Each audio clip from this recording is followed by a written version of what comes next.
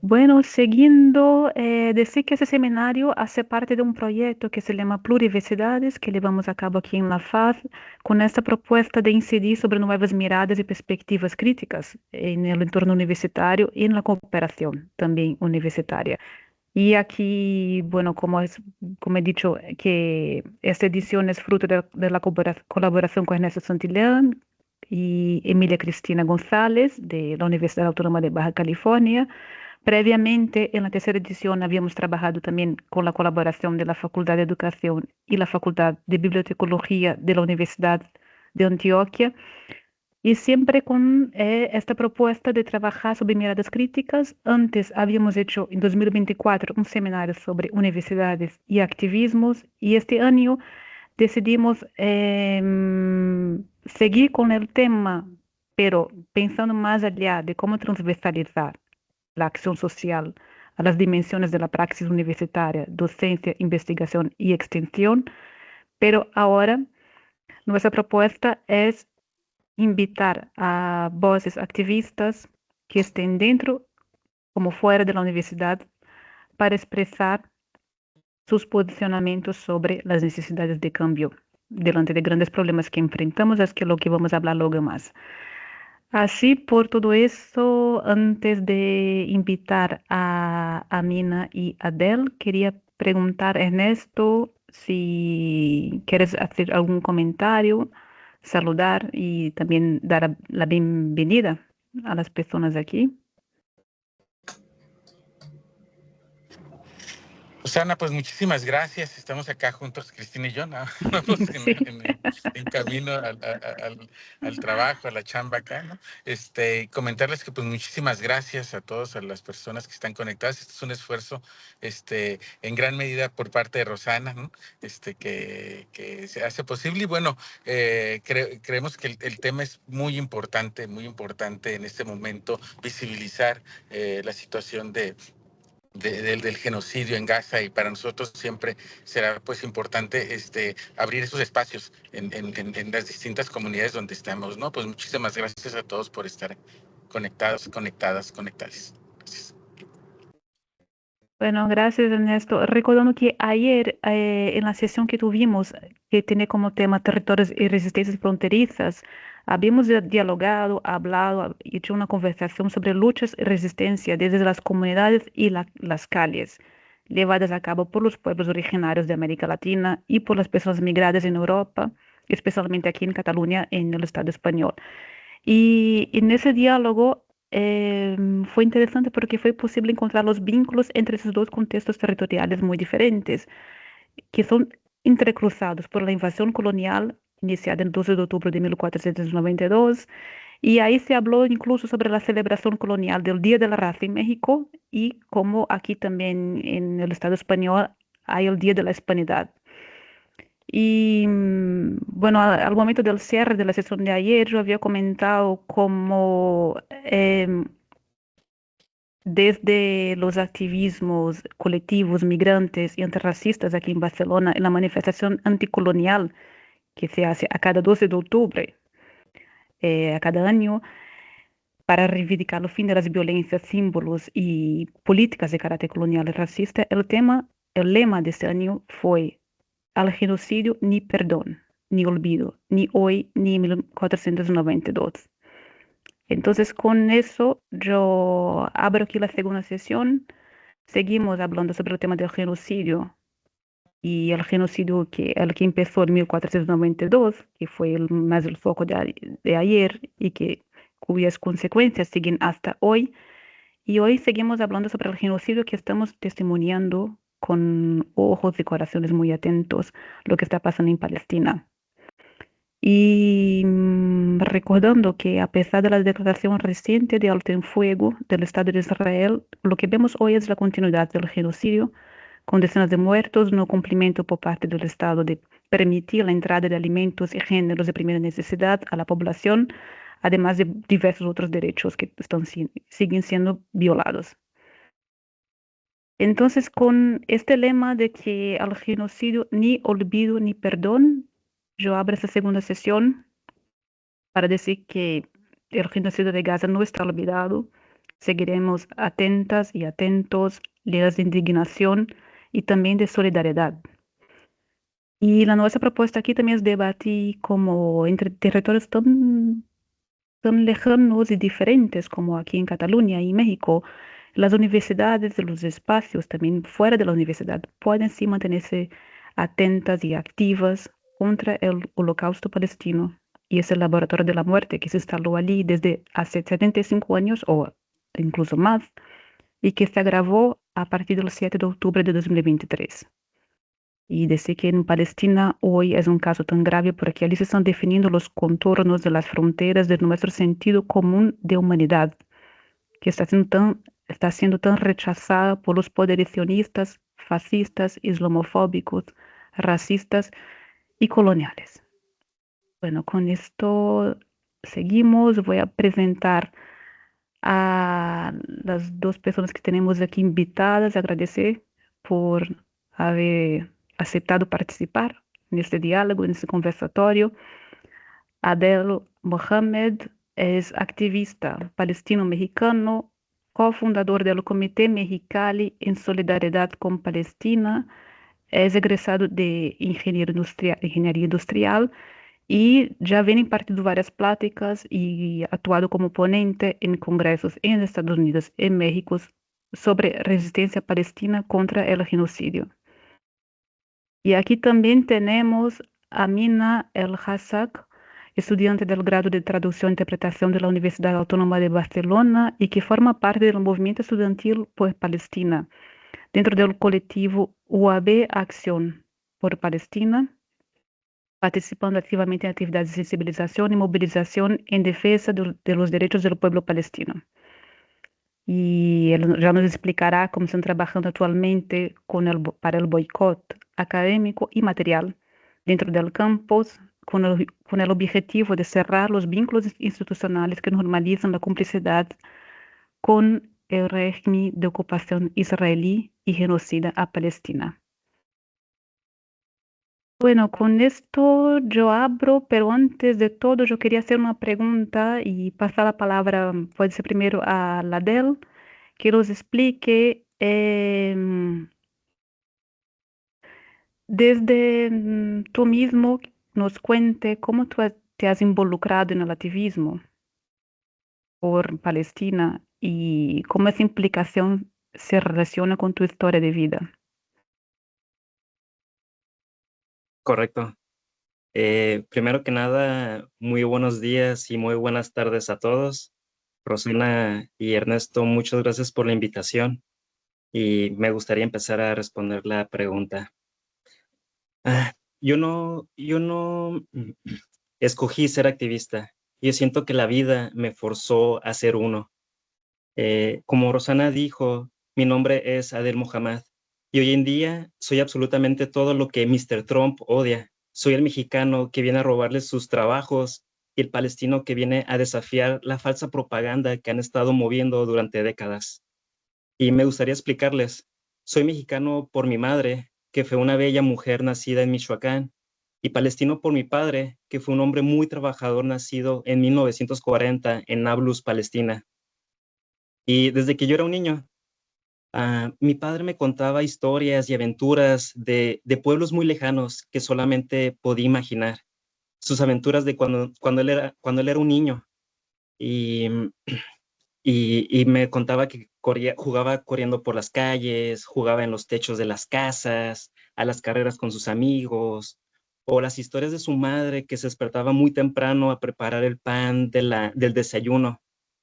Pero conforme fui creciendo, sus historias que solía contarme se volvieron más serias. Eran historias de sangre y dolor, de muerte y despojo.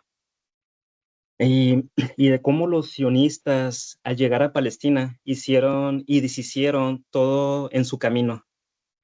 Y con ello arrasaron con pueblos, con familias, la cultura y la economía. Eh, para entonces, ya en los años 60, mi padre tenía unos 25 años. Ya estaba casado y con 5 hijos. Y como la economía estaba destruida, era muy común que los padres de familia emigraran a otros países. En el caso de mi padre, él había viajado a Arabia Saudita y a Kuwait. Y después de unos años ausentes, él cuando quiso volver a Palestina, los sionistas no lo dejaron. Prácticamente tomaron su pasaporte, lo cortaron a la mitad y lo echaron a patadas. Desde entonces, ese día mi padre quedó como un refugiado y perdió absolutamente todo, su acceso a su hogar, a su familia y a todo lo que él conocía. Mi padre jamás pudo volver a Palestina, sino hasta décadas después, ya que pudo regularizar su estado migratorio en otro país, pero ya no volvió como un palestino, volvió como un turista. Y para entonces ya era muy tarde, ¿no? Porque ambos padres ya habían fallecido, sus hijos ya estaban grandes y realmente ya no lo ocupaban, ya tenían sus hijos, ya tenían sus casas. Mi padre había vuelto a una Palestina totalmente diferente a la que él conoció alguna vez. Eso fue con mi padre y con mis hermanos también pasaron cosas similares. Por ejemplo, mi hermano, también cuando él tenía unos 20 años, los sionistas llegaron a su aldea y secuestraron a todos los hombres y sin motivo alguno, y los encarcelaron por meses y torturaron. Inclusive hasta los más niños. Tengo un sobrino que a sus 13 años, él fue secuestrado y torturado por los sionistas, supuestamente porque le estaba lanzando piedras a los tanques de guerra, y una de esas piedras le pegó a un soldado. Tristemente, cuando salió de la cárcel, unos 6, 7 años después, ya no salió como el niño tierno que una vez fue. Él salió siendo muy agresivo, muy violento, ni siquiera reconocía a su madre por todas las torturas que recibía en la prisión con Israel. Eso es con los varones, pero inclusive mis hermanas, mis tíos, mis primos y todo el pueblo ha sido sometido a una condición de vida muy difícil. Y ahora eso me involucra a mí. Eh, ya en el presente, cuando yo tenía unos 18 años, mi padre fue diagnosticado con cáncer y él tenía mucho miedo de morir antes de presentarnos a nuestra familia en Palestina.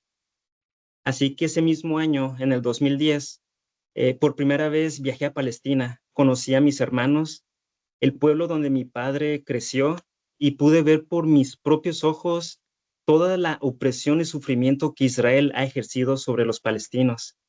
Así que cuando yo volví de mi viaje, eh, me puse a estudiar más, a leer más sobre el conflicto de Palestina, el genocidio y la ocupación. Y entre más leía, comprendía que el sionismo estaba muy metido en Estados Unidos, en Europa, en el Medio Oriente y hasta en Latinoamérica. Y aún peor, yo siendo mexicano, cuando descubro que Israel ha sido quien ha armado y entrenado a los cárteles de México.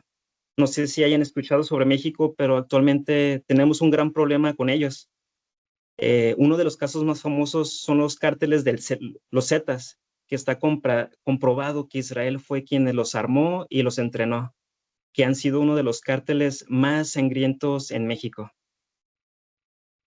Em, y todo esto me pone en una posición muy complicada, porque puedo ignorar todo lo que he visto o puedo hacer algo, pero si decido no hacer nada, yo siento que iría contra todo lo que mi familia, mis maestros, la escuela, mis héroes me han enseñado. Así que opté por empezar a hablar y usar mis experiencias. Así que durante años empecé a compartir todo este conocimiento con mis amigos, con la familia, conocidos, compartiendo noticias, lo que pasaba en Palestina y lo que los sionistas hacían. Tristemente a la mayoría no le importaba. Yo me sentía muy solo en esta lucha hasta que en el año 2023 un amigo llamado Omar me compartió una invitación a una protesta sobre Palestina. Al principio sí me hizo muy raro porque pues en mis 30 años jamás había visto una protesta de Palestina en mi ciudad. Así que decidí acudir y yo siento que ese día cambió mi vida totalmente. Ese día conocí al maestro Juan, a Lili, a Marco, a Fernando, Raúl y otras personas que resultaron ser personas increíbles, que llevaban años luchando por los trabajadores, los maestros, el agua, y otras causas humanitarias.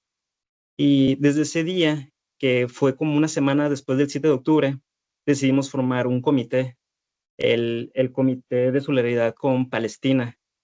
Y desde entonces esa gente que una vez fue extraña, hasta se ha vuelto más apegada a mí, más que mi familia. Y es muy bonito tener gente que te apoye y compartan ese tipo de ideales. Sobre todo que no hay una raza superior, que todos merecemos la misma oportunidad de vivir. No porque uno nació en un lugar, debe de aceptar su destino de morir. Todos somos humanos y pertenecemos a, a todo en conjunto, ¿no? No nomás porque aquel nació en Palestina o aquel nació en Brasil, aquel nació en Haití, en Cuba, tenemos que dejarlos morir. Es totalmente incorrecto. Estamos juntos en esta vida y debemos de luchar juntos. Em, y debido a todo esto, lo que me ha tocado ver, yo siento que la vida me forzó. Quedarme callado no es una opción. Y Y quisiera bien, concluir con esto. perfecto. Gracias, Adel. Me parece genial la manera como concluyes y también se conecta con lo que habías dicho antes, que de todo que tú habías visto que tú podrías ignorar o hacer algo. Y has decidido hacer algo, lo que está Sí, muy bien. exactamente.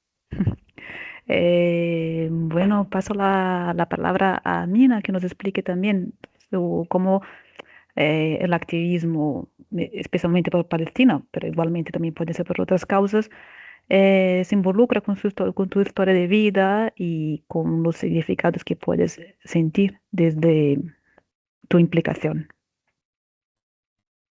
Hola, buenas tardes. Primero que nada, querría agradeceros a Rosana y a los organizadores por pues, crear este espacio de reflexión y debate tan importante en este momento, ya que bueno, hablar del tema también es muy fundamental para poder seguir adelante y bueno, educar a quienes quieren aprender más sobre el tema. Y también querría agradecer a todos aquellos y aquellas que estáis aquí hoy, porque estar aquí ya es muchísimo también. Como ha dicho Rosana, soy estudiante de segundo año de traducción e interpretación y realmente no tengo ningún tipo de raíz palestina ni nada, pero sí que soy hija de inmigrantes en España. Mis padres son ambos marroquíes e inmigraron aquí a España, donde yo nací y he tenido el privilegio de poder recibir una educación y una vida digna, cosa que en mi país pues es un privilegio muchísimo, muy inaccesible, como por así decirlo. Más que nada, cuando todo empezó, entre comillas, cuando en octubre de 2023 empezaron a televisarse las masacres que pasaban en Palestina, yo me encontraba en un lugar en que el tema no se hablaba. Es decir, se hacían referencias mínimas al tema, pero eran demasiado neutrales, cosa que, como todos sabéis, la neutralidad siempre va a beneficiar al opresor. Entonces, una vez entré en la universidad en 2024, tuve la suerte de que estoy en una carrera llena de gente maravillosa con valores morales bastante buenos en comparación con todo lo que he visto en el campus. Y allí tuve la suerte de encontrar que había un colectivo que se llamaba UABX por Palestina, que había nacido a raíz de la primera acampada que se hizo en la universidad para presionar al rectorado pues a cortar todas las relaciones que tenía con el gobierno sionista y con cualquier tipo de violación de derechos humanos.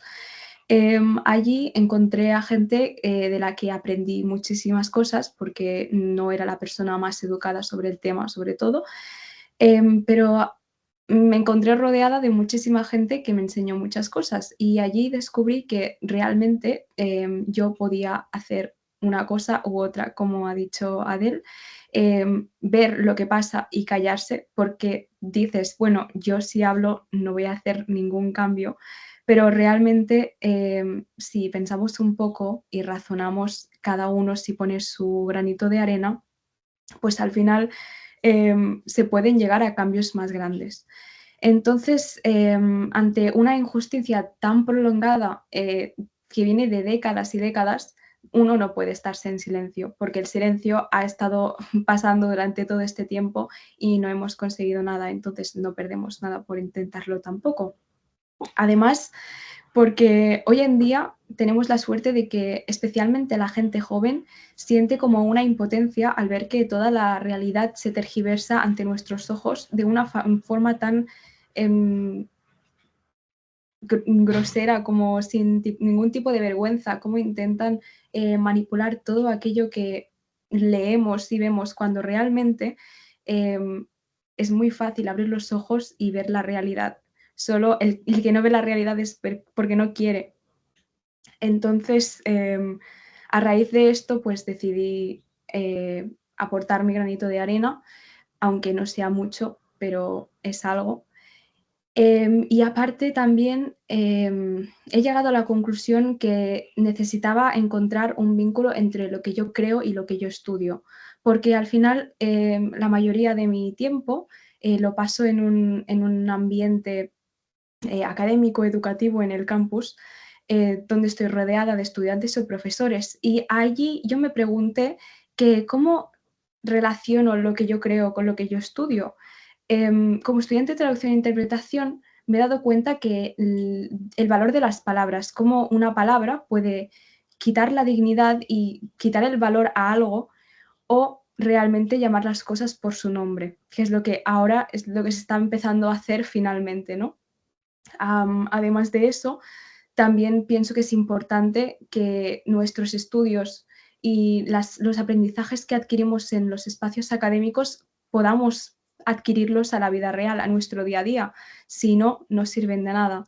Y al final es eso, encontrarse en una universidad no es un espacio neutro, es algo de lo que nos damos cuenta todos. Y que al final nosotros aplicar estos conocimientos y estos valores es lo que hace de nuestra universidad un espacio donde se pueda hablar de estas cosas, donde se pueda dar voz a estas cosas y donde se pueda educar a la gente, que hay muchísima gente que no sabe a día de hoy, pero que tiene la intención de aprender, y gracias a estos espacios pues podemos ofrecer esta oportunidad de saber qué es lo que está pasando a aquellos que sí que quieren entender. Entonces, eso es lo que me ha llevado a involucrarme un poco en el tema, ¿no? Porque al final hoy es el pueblo palestino, mañana podría ser cualquier otra persona y al final no se puede, es que no se puede aceptar ningún tipo de violación a ningún derecho humano de ninguna parte del mundo. Y es una creencia que hay que tener presente en todos los casos, en todos los ambientes de nuestra vida. Muchas gracias, Amina, por lo que nos estás compartiendo. Y es interesante porque habéis llegado al activismo por Palestina, en ese caso, desde trayectorias muy diferentes. Una que está arraigada en los vínculos familiares, en la historia familiar, como Adel nos ha contado, y Amina aquí también tiene la experiencia desde una persona de familia de origen del mundo árabe migrante, pero no de Palestina, pero que llega al activismo por participar del entorno del contexto universitario y por vincularlo a los estudios y, bueno, a tu formación aquí en la universidad. Y los dos testimonios, así, me quedo también con la referencia a esto, al no silenciamiento, a esta motivación de no silenciarse y cómo esto refleja ah, la participación de una generación de personas jóvenes que están buscando también enfrentarse a toda una complejidad de situaciones y de no sentirse impotentes delante de todo esto. Entonces, con esto que habéis compartido, la siguiente pregunta sería, ¿pero qué es este? ¿Qué es esto? ¿Qué es ese algo que hacer?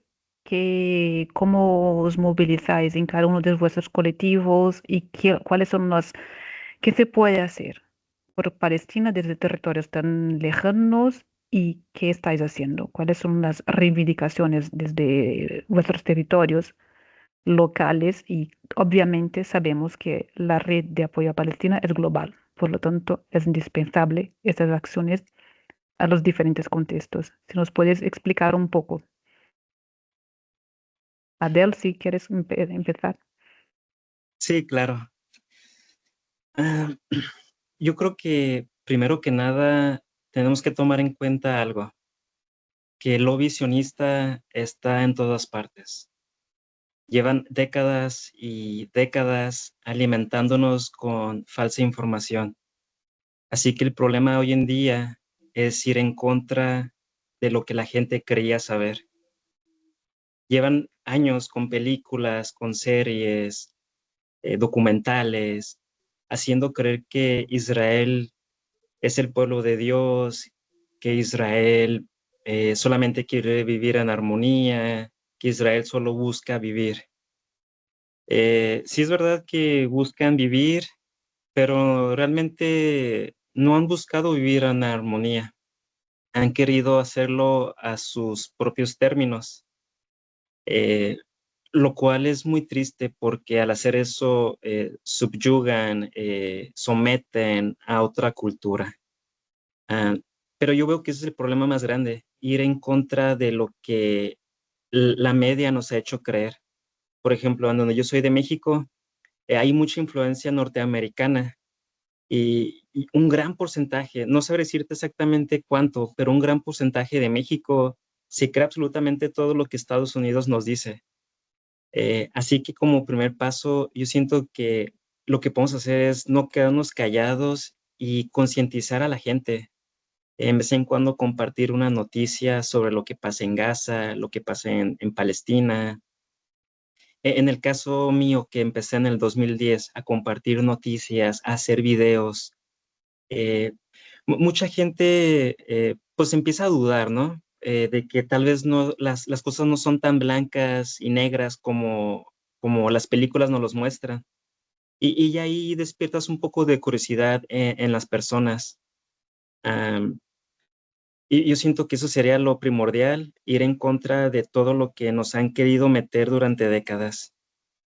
Ah, nuestro colectivo acá en Mexicali nos hemos enfocado en eso, ¿no? Dando pláticas en las universidades, dando pláticas al aire abierto, e invitamos a todo el público. Empezamos con 8 personas y hoy en día somos más de 50. Es un movimiento que ha ido creciendo y es gracias a que hoy en día las redes sociales se han vuelto un arma de doble filo. Si lo utilizas para lo adecuado, puedes ver más allá de la media. Puedes ver que lo que pasa en Gaza en tiempo real. eh, a veces llegan imágenes muy duras, eh, pero a veces nos sirve verlas para ver que la situación está mal y así mucha gente despertar. También tristemente muchos rehúsan ver porque no soportan ver gente llorando, gente con brazos amputados, y deciden ignorar, ¿no? Pero solamente se engañan a ellos mismos porque, como dijo Mina, si hoy esto pasa en Palestina, próximamente le pasará a México o le pasará a Colombia o al Congo, tantos países, ¿no? Que son sometidos por el colonialismo, pueden ser los siguientes. Muchas gracias.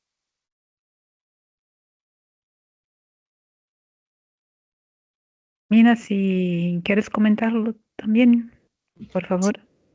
Gracias.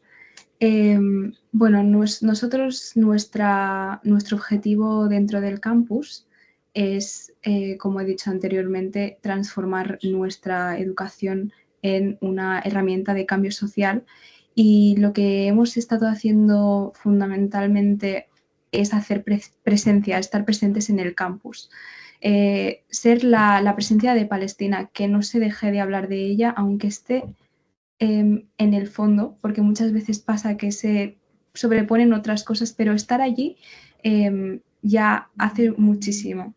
Entonces, lo que hacemos desde UAB Super Palestina es hacer stands como de información. A veces pues vendemos cofías y cosas relacionadas también, pues símbolos de Palestina, por si la gente quiere llevarlo con él, porque también llevar a Palestina con una cofía, con un llavero, con cualquier cosa, es un símbolo de que tenemos a Palestina presente en nuestro día a día. Además de siempre pues dar información a la gente que quiere empezar a hacer boicot, que también es muy importante para nosotros el boicot, informar de aplicaciones que puedan servirles para guiarlos, dónde comprar alternativas, enseñarles que fundamentalmente tienen el control de todo esto, que nosotros somos los que podemos decidir porque decidimos cómo consumimos y qué consumimos. Cuando decidimos dejar de consumir, yo qué sé, Coca-Cola o estas marcas claramente genocidas, estamos decidiendo que nuestro dinero no va a ir allí. Por lo tanto, ese ya es un paso y es muy importante siempre concienciar a la gente de ello, porque dice, esto es una cosa muy pequeña, no va a funcionar. Pero realmente ahora están saliendo pruebas de que funciona y que es totalmente efectivo. Aparte de eso, también estamos actualmente pues, trabajando con la universidad desde 2024 o antes incluso, con una moción que básicamente tiene ciertos puntos, que resumidamente pide a la universidad cortar todo tipo de vínculo con cualquier institución cionista, es decir, o cualquier institución que viole los derechos humanos, porque en una universidad hay muchísimos programas de investigación y estos pues muchas veces colaboran con terceros que no están directamente relacionados con la universidad. Entonces lo que estamos demandando a la universidad es hacer un control de todos estos terceras instituciones y parar estos tratos, estos vínculos, perdón. Entonces, aparte de eso, estamos pidiendo a la universidad que hable sobre Palestina, que se posicione, porque, como he dicho anteriormente, no se puede mostrar como un espacio neutro y es verdad que mucha gente se puede ofender. Pero esto demuestra que las personas que se ofenden porque una institución donde estudian, trabajan, viven, lo que sea, se posicione a favor de los derechos humanos, dice muchísimo sobre el valor moral de cada uno. Y han salido muchos casos que la gente dice, no, es que yo me siento insegura en una universidad que se pronuncia por los derechos humanos. Y es muy hipócrita y también un poco estúpido que digamos, ¿no? Pero en fin, nuestro objetivo con esto es la presión institucional. Hoy es la universidad, mañana puede ser a nivel nacional, que ya se está haciendo y se están consiguiendo cosas. Aparte de esto, también estamos trabajando en el boicot material, que esto ya es un poco más complicado porque cuesta muchísimo trabajo hablar con la gente de arriba, ¿no? Y básicamente trata de lo que nosotros consumimos dentro del campus, porque tenemos opciones limitadas. Yo fuera del campus puedo ir a comprar y elegir dónde comprar, pero dentro tenemos opciones bastante limitadas. Entonces, estamos también, pues, nosotros trabajando en nuestro propio estudio sobre cuáles son las alternativas a las que podría recurrir la universidad y todo esto para dejarles el trabajo hecho y que finalmente, pues, nos digan que sí. Eso es lo que estamos haciendo nosotros en el campus. Realmente no es muchísimo, pero es informar y difundir, que es lo más importante. Gracias.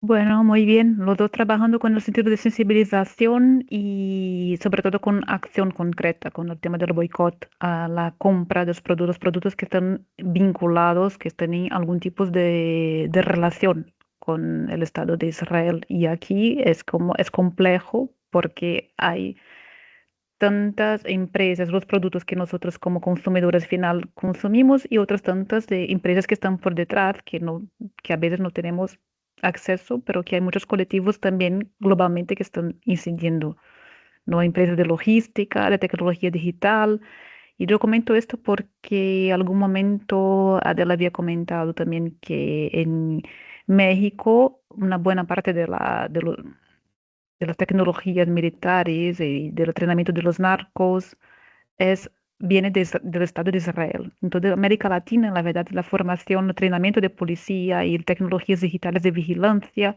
viene del Estado de Israel. Y aquí en España no es tan diferente. Bueno, y otra cosa que quería más que comentar, preguntar, es porque un poco antes de empezáramos la sesión, estábamos platicando, hablando sobre el contexto también de extrema derecha, que el contexto de sionista, el contexto de apoyo a esas violaciones de derechos humanos, que, bueno, la frontera norte de Mexicali, que está justo a la frontera con Estados Unidos, es bastante complejo y aquí también. Quería pedir si podéis comentar un poco sobre eso también, porque este trabajo que justifica incluso por qué un trabajo de sensibilización es tan importante, aunque las informaciones llegan a los medios, las noticias de lo que está pasando, pero aunque así es necesario estar actuando. Si podéis comentar un poquito sobre eso. Sí, claro. Aquí en México, como mencionamos, al vivir en el norte de Estados Unidos, ah, nos llega muchos ideales norteamericanos. Uno de ellos es la extrema derecha, ¿no? También el capitalismo. Nos meten la idea de consumir, de hacer dinero, de crecer, sin importar el bienestar humano. Y también eso se ve reflejado en la forma en la que vivimos. Nos tienen trabajando día a día y han vuelto tan difícil la vida que si uno deja de trabajar no puede sobrevivir. Y en ese aspecto, si uno trabaja todo el día, ¿cómo puede prestar atención a otras cosas, no? Y tristemente también se ve reflejado en la religión. Al principio la religión cristiana se muestra muy a favor del Estado de Israel y utilizan la Biblia, ¿no? La manipulan para hacernos creer que Israel es el pueblo elegido de Dios. Y tristemente muchos de los seguidores lo creen ciegamente. Si ven que Israel ha estado haciendo genocidio por 80 años, no les importa literalmente, porque son el pueblo de Dios y sí es algo triste, pero pues tiene que pasar. Y lo he vivido, ¿no? Inclusive en mi familia, y es donde más me duele. Tengo familias con creencias cristianas y creen fuerte en eso, ¿no? Tengo otros que son católicos y sí son más neutros, otros sí apoyan y otros son indiferentes. Pero sí, yo creo que el área en la que vivimos influye mucho. En este caso, nosotros que vivimos en México, pues Estados Unidos nos influencia demasiado.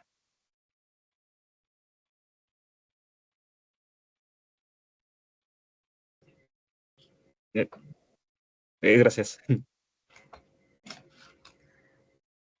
Bueno, hablo un poco del contexto que tenemos en España en general.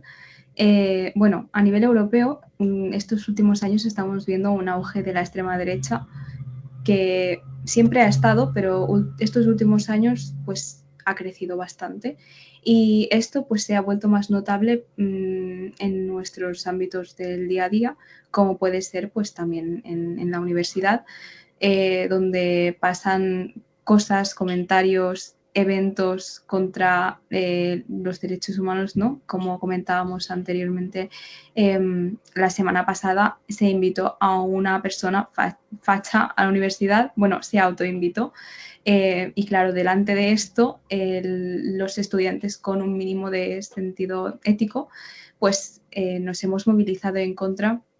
Sí que es verdad que han salido comentarios y están por las redes sociales de cuando los fascistas se estaban manifestando, metiendo a Gaza en la manifestación. Literalmente estaban cantando: vete a Gaza, ponte el velo.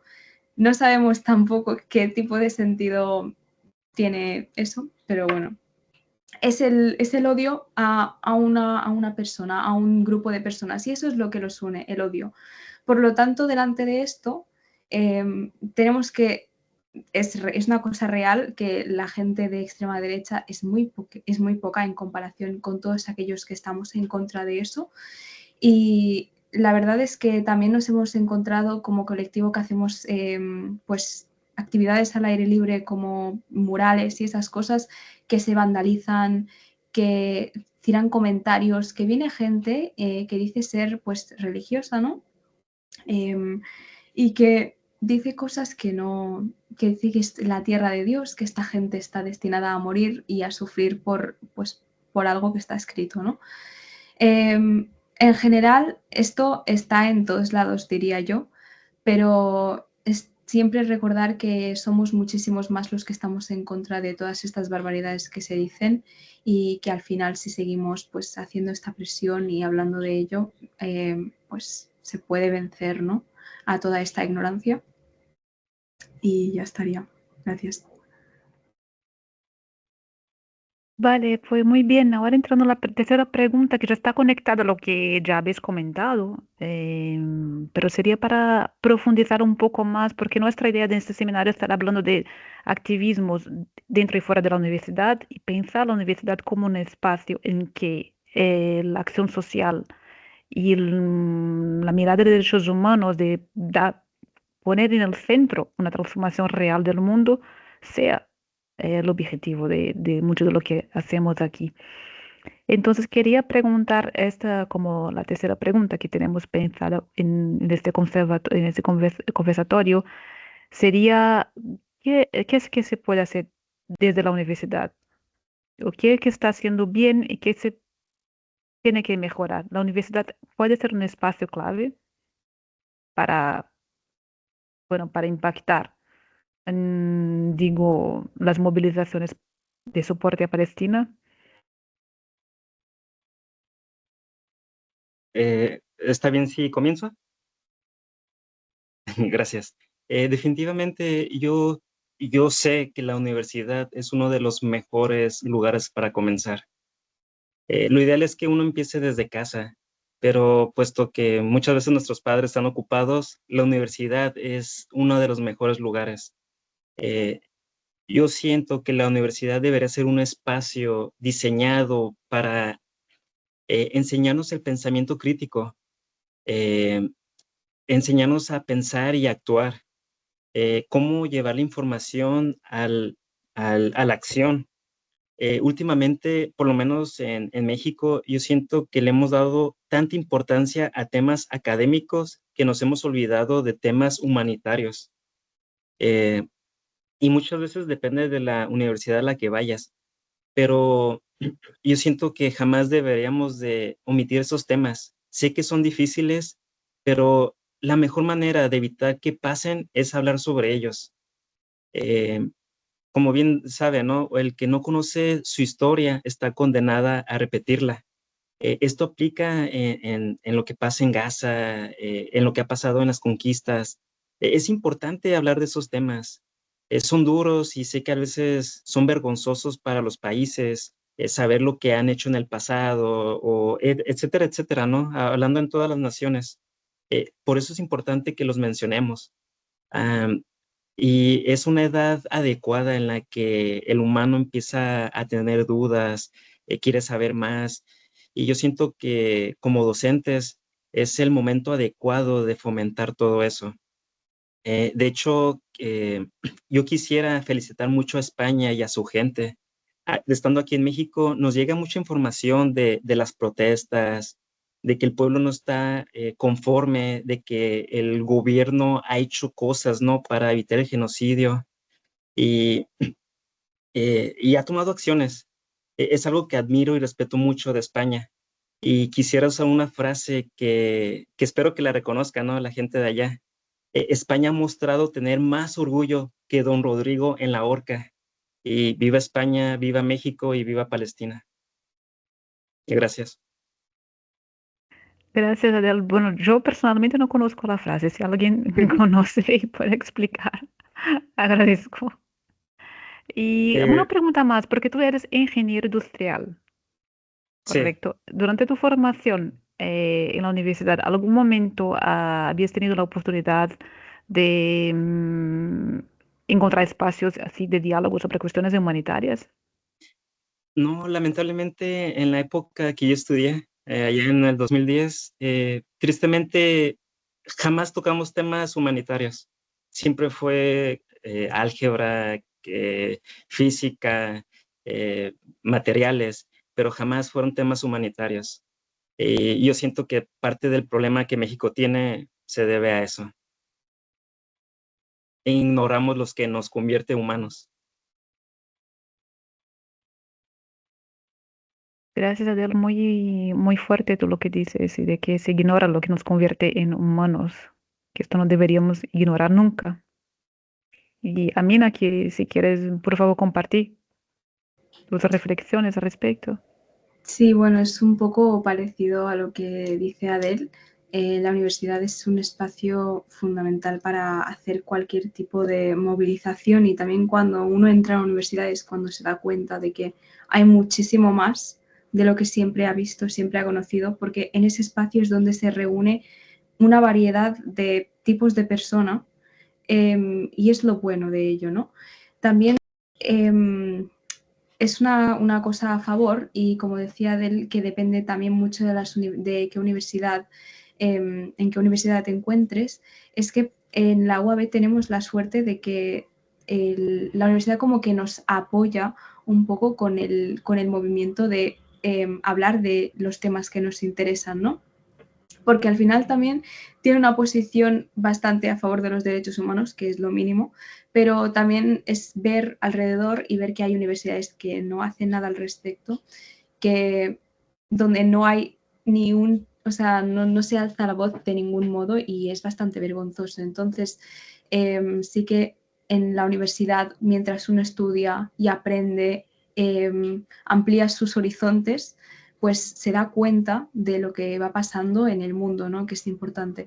También cabe recalcar que en la mayoría de carreras no se toca el tema humanitario, que es muy importante porque eso es lo que hace de una carrera útil, ¿no? Tener un poco de visión de lo que realmente está pasando fuera de lo académico relacionado con el ámbito.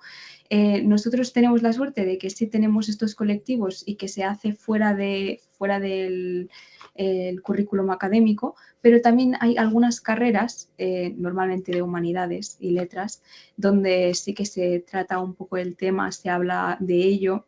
Por ejemplo, yo curso árabe y sí que se habla de ello muchísimas veces porque es una parte fundamental de la historia, ¿no? Y hay que saberla para poder entender en qué contexto nos encontramos ahora mismo.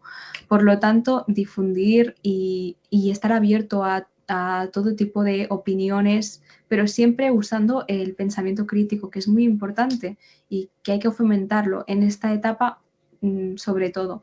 Y de aquí yo pienso que una vez uno sale de la universidad habiendo aprendido todas estas cosas, no solamente sale con un título universitario que le podrá servir para trabajar, sino que también sale formado como persona, con valores reforzados, porque entiende que lo cree por alguna razón y tiene ese convencimiento. O sea, nadie podrá venir a romperle los valores o decirle, no, lo que tú crees no tiene fundamentos, porque en la universidad es donde esa persona crece como persona alrededor del resto de ideologías, opiniones, etc.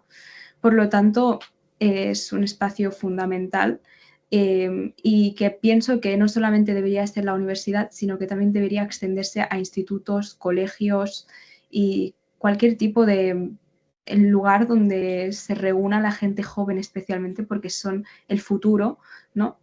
Y deben estar preparados para todo aquello que pueda venir. Y ya está. Gracias. Perfecto, Amina, muchas gracias por las reflexiones y bueno, creo que ya vamos cerrando. Antes creo, con lo que me has contado, a mí también me ocurre una cosa que has hablado de la gente joven. Bueno, los dos habéis comentado cómo es importante una formación humanitaria en la universidad, que la universidad tenga esa mirada también de formación ética moral, sobre todo porque estamos hablando de la formación de una generación de personas jóvenes. Y sabemos que entre bueno, actualmente, y esto impacta directamente a las personas jóvenes, las redes sociales y los medios de comunicación más informales, digitales, llevan mucha desinformación. Y esa desinformación, por lo que estáis contando, es justo una de las acciones en que trabajáis en vuestros colectivos, de informar correctamente, de sensibilizar. Esto no sé si queréis compartir, si tenéis también algún tipo de trabajo también en redes sociales de vuestros colectivos, aparte de las acciones así de sensibilización más cara a cara. Y si estáis en ello o simplemente no, estáis más offline. ¿Cómo veis también esta parte?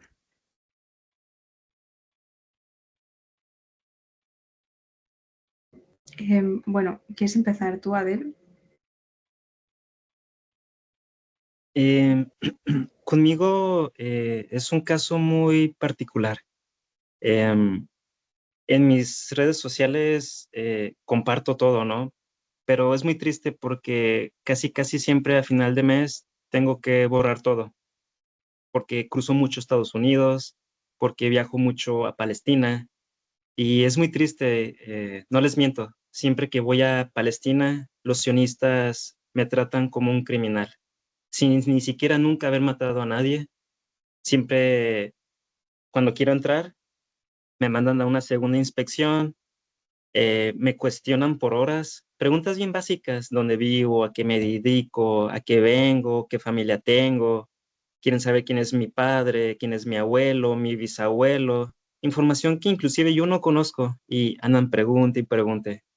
Me dejan sentado ahí por horas, luego viene otro sionista y me pide ver mi teléfono, pide ver mis redes, mis fotos.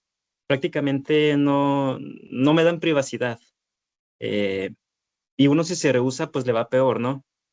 Eh, Así que sí utilizo mis redes, pero constantemente estoy borrando todo por ese medio. Sí, sí respondí la pregunta. Bueno, sí, sí. Había preguntado si considera el uso de las redes para contra diseminar, para contraargumentar la desinformación, pero Mm, sí, has sí, respondido mucho más sí, allá. sí, Gracias. es muy triste. Gracias. Bueno, no sabía que, o sea, sí era consciente de que sí que se pasaban por estos procedimientos tan horribles, pero no sabía que se llegaba hasta ese punto de revisar las redes sociales. Es muy triste. Y además, bueno, si estamos un poco al día de las noticias, hace unas semanas hemos visto que Israel ha firmado pues diferentes convenios con empresas de redes sociales para, bueno, controlar la información que nos sale, para que hagan que nos salgan las informaciones que ellos quieren. Y no sé si lo habéis visto, pero a mucha gente de Estados Unidos o que está por la zona le salen anuncios en YouTube de que en Palestina hay comida y que se está pudriendo, pero que sí que la hay y que se está pudriendo porque los palestinos no la quieren. Este tipo de campañas y de propaganda es lo que lleva a uno que es, bueno, que es ignorante por voluntad propia o no, a creer que estas cosas son de verdad. Y es verdad lo que tú dices, Rosana, que las redes sociales hoy en día, si uno no va con cuidado con lo que consume, pues puede terminar creyéndose barbaridades que no entran a la cabeza y no tienen ningún tipo de lógica. Nosotros como colectivo tenemos nuestra cuenta de Instagram, donde casi no tenemos contenido informativo propio porque la dedicamos pues a difundir actividades que hacemos y todas esas cosas, pero sí que también resubimos información de cuentas que se dedican pues a la búsqueda y y de información verídica sobre Palestina y sobre lo que está pasando actualmente. Por lo tanto, a veces las colgamos en las historias, las reposteamos, hacemos posts compartidos y creemos que es importante para la gente que nos sigue porque supongo que también es una cosa que se esperan de nosotros.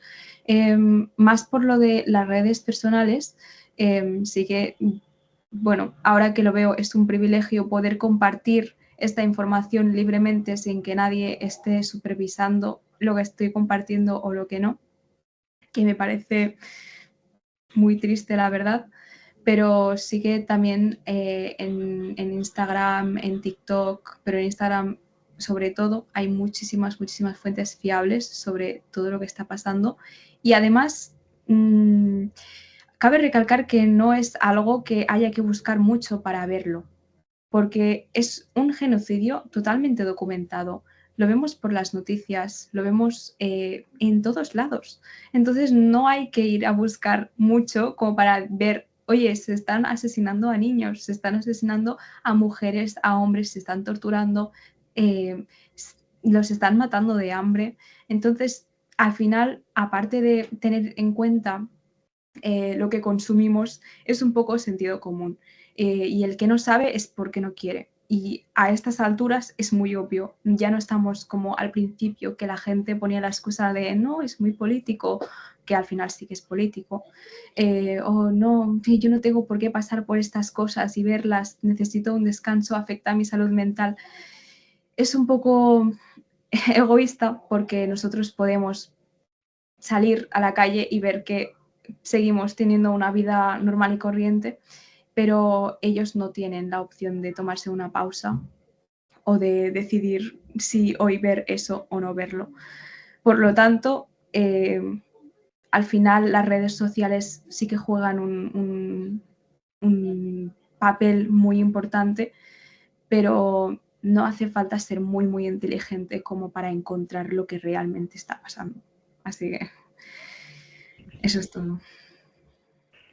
Así es. Muchas gracias, Amina, Adele, por haber compartido vuestras experiencias. Y de hecho, no hace falta ir muy allá, pero sí que es importante reconocer el trabajo de colectivos de activistas como vosotros. ¿Por qué?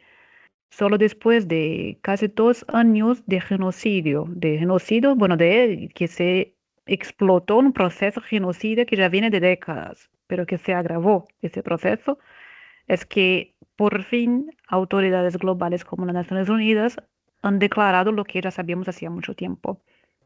Y si no fuera por acciones como estas, no hubiéramos llegado a este punto tan necesario.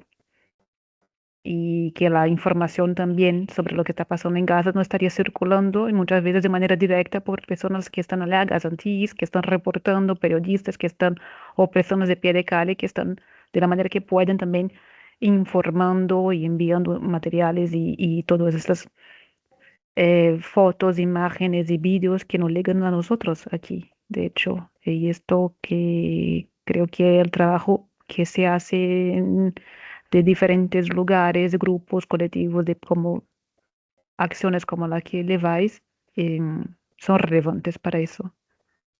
Si no se llegaría a publicar globalmente, a reconocer el obvio. Y algunas acciones políticas también que han sido tomadas, aunque muy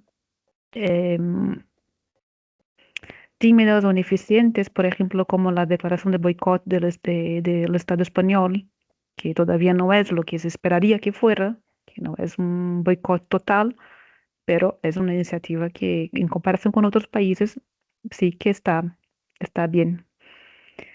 Bueno, con esto quería decir que vamos cerrando. Yo creo que ha estado estupendo poder escuchar aquí vuestras posiciones y perspectivas y creo que es un aprendizaje y para entender qué motiva, qué se hace, qué se eleva a a mantenerse de manera activa frente a un escenario tan desolador y espero que también con esperanza, por más difícil que sea, por la calamidad, la tragedia, no hay palabras para decir lo que está pasando, que se pueda poner un fin en todo lo que ocurre en Palestina. Y agradezco a las personas que han estado aquí conectadas hasta ahora y quería pedir si queréis dar algunas palabras finales, decir algunas palabras para cerrar. Adel, si quieres, empieza tú. Sí, yo sí quisiera, si eres de España o eres de Mexicali, me gustaría, usted que me escucha, que se contactara con Rosana o con Amina y traten de formar parte del comité. Si son de Mexicali o cercas, tanto conmigo o con Ernesto, todos son bienvenidos y recuerden que, como dijo Amina, el que calla solo favorece al opresor. Y muchas gracias por su atención.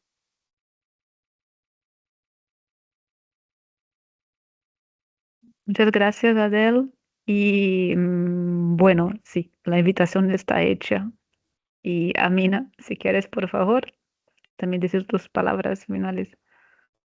Bueno, primero que nada, agradeceros otra vez por estar aquí y por habernos invitado también y saber que todo esto que estamos viviendo ahora mismo, todo lo que estamos haciendo es el mínimo y que no estamos haciendo nada de más, estamos siguiendo nuestros valores éticos y morales como personas, no es nada extra.